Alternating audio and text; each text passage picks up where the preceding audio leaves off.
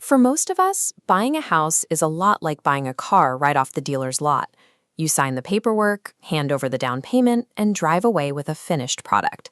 Building a custom home means starting with nothing more than an empty patch of raw earth and a set of ideas. Long before a foundation is poured, you need a detailed set of architectural blueprints to outline exactly what you plan to create. This creates a hurdle for traditional financing. A standard mortgage requires a completed asset to serve as collateral from the very beginning. Banks view an empty lot and a stack of paper as an unacceptably high risk for a standard loan. That is why financial institutions offer a specialized product known as a new home construction loan. Instead of paying for a finished vehicle, you are funding the parts and labor piece by piece, similar to financing a car as it moves down an assembly line.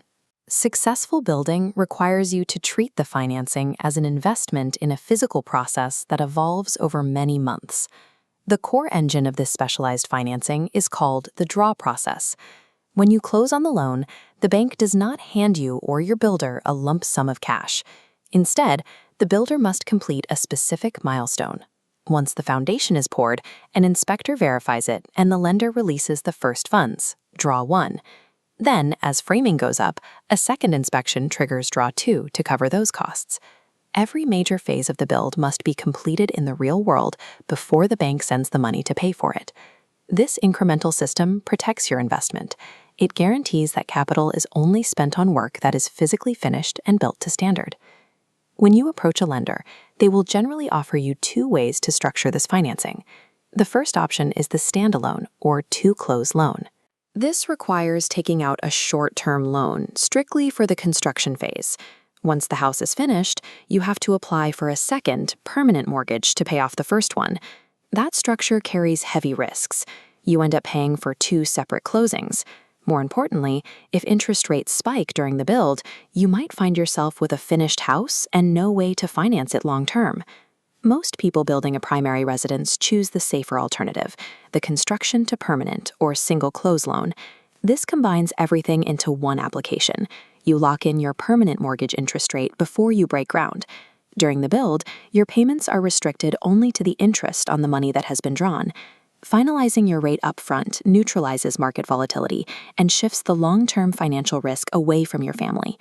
Because the bank is funding an idea rather than an existing asset, their underwriting process is exceptionally rigorous. They demand a strong financial foundation. Lenders typically look for a credit score of 720 or higher and a debt-to-income ratio, the percentage of your gross monthly income used to pay debts, of 43% or lower. You will also need to provide a down payment of 20 to 25%.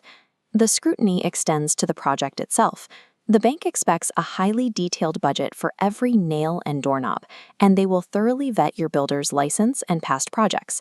The bank's approval process evaluates the competency and viability of your entire construction team alongside your personal financial history. Eventually, the project reaches the finish line. Your builder passes the final inspection, and the local government issues a certificate of occupancy, the official document declaring the home safe to live in. This triggers the final advantage of the single close loan. The moment the lender receives that certificate, your loan automatically converts into a standard mortgage behind the scenes. This process is significantly easier when you partner with local community lenders.